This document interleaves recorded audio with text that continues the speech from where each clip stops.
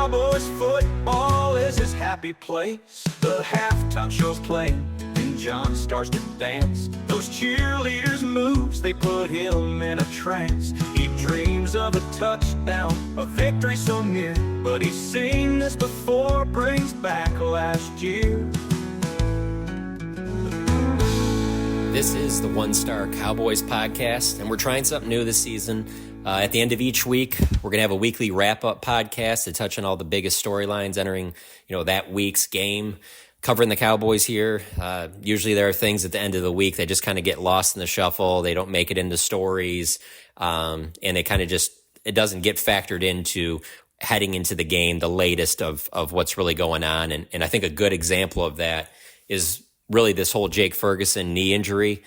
It's one of those things that throughout the week, it looked like, hey, maybe there's a chance he could play. He sounded pretty optimistic in the locker room, but now we know he's been called doubtful for the game, which means he's probably not going to play, judging by Executive Vice President Stephen Jones' comments on 105 Through the Fan Friday afternoon. It sounds like he's out.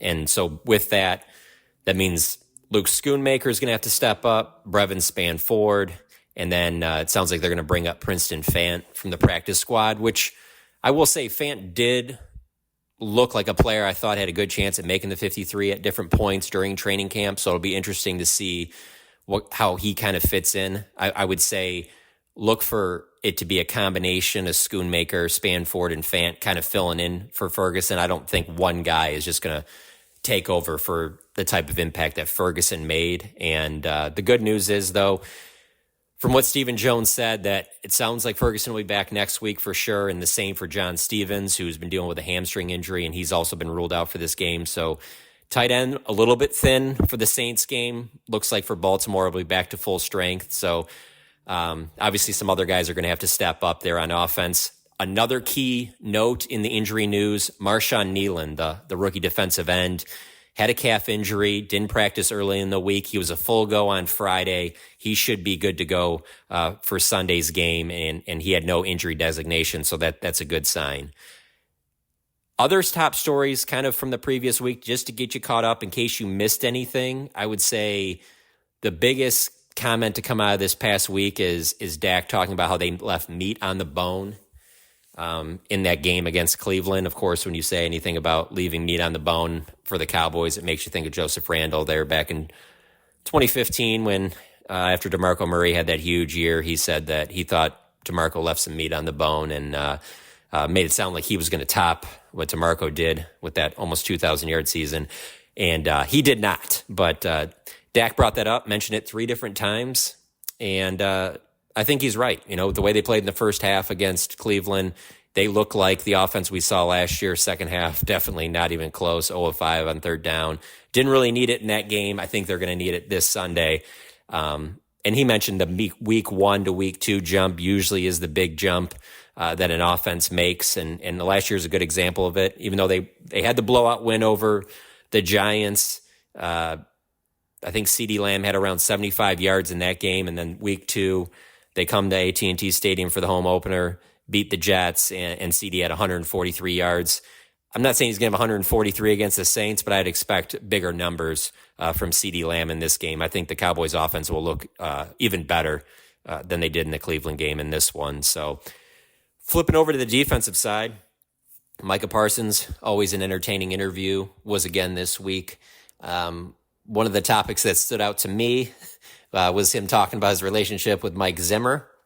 He joked I want to say it was at the start of mandatory minicamp back in June that him and Zimmer spoke maybe 20 words to each other.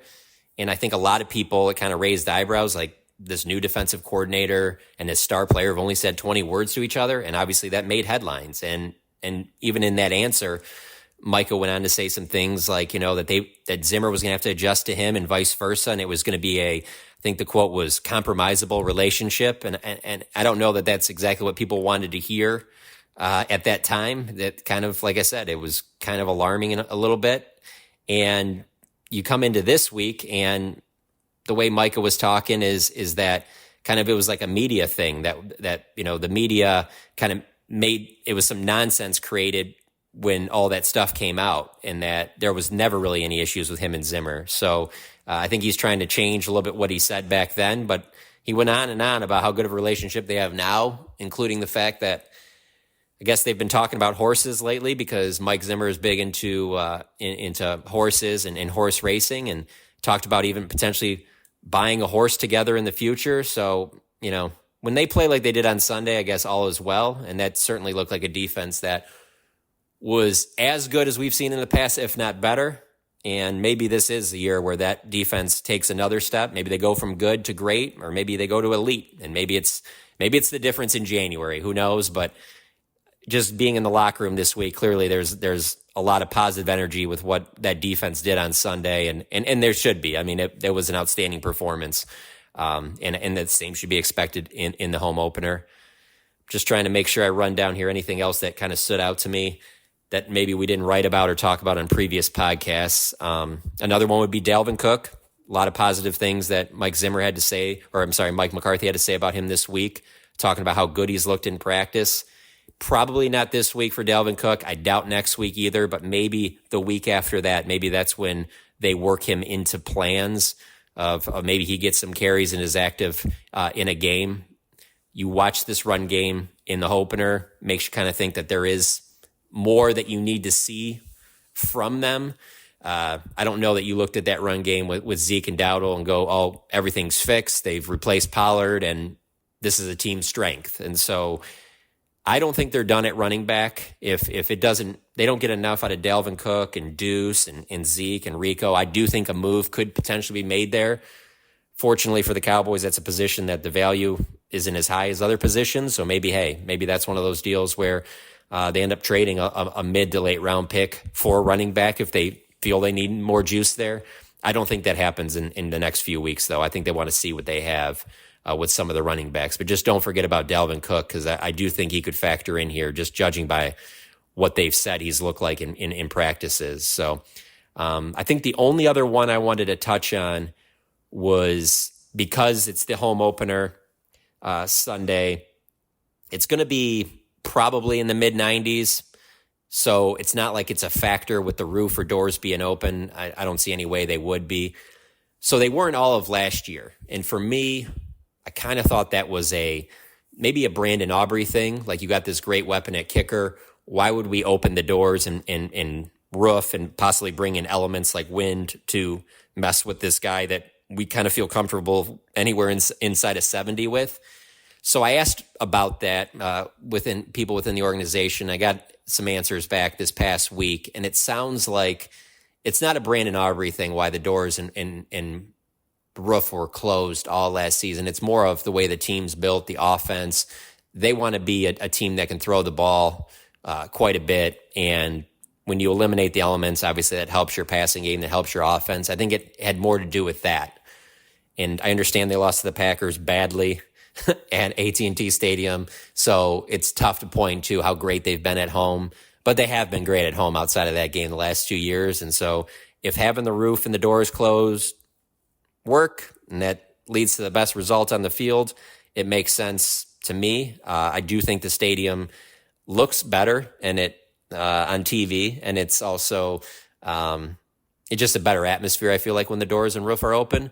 But they don't think that contributes to winning. So I get that. But I will say, having been to all but 2 stadiums now left in the NFL, I don't think there's a better environment than a night game at AT&T Stadium when the doors and the roof are open. And so I do like the environment.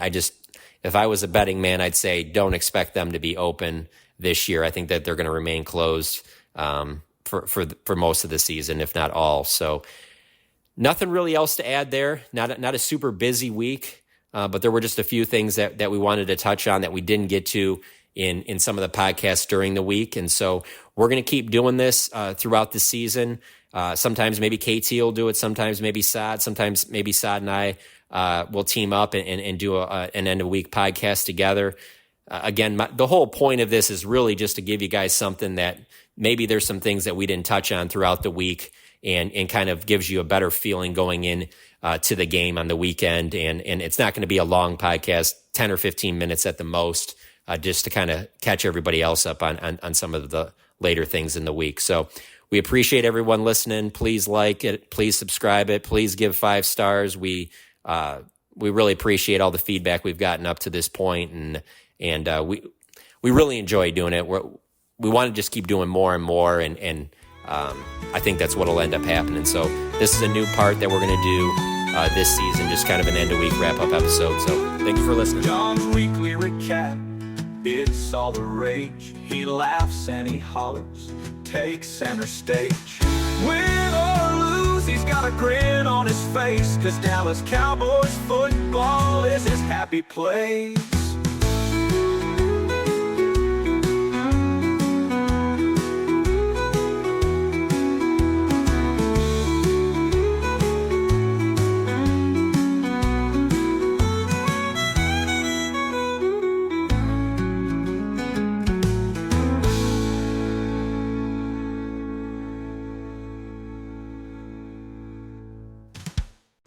For over a century, Johnny Walker has shared its bold spirit with the game of golf. Now, crafted with Devereaux Golf, Johnny Walker introduces the Johnny Walker Blue Label-inspired Sunday Golf Bag, elevating the game with sleek design, Blue Label hues, and refined gold accents.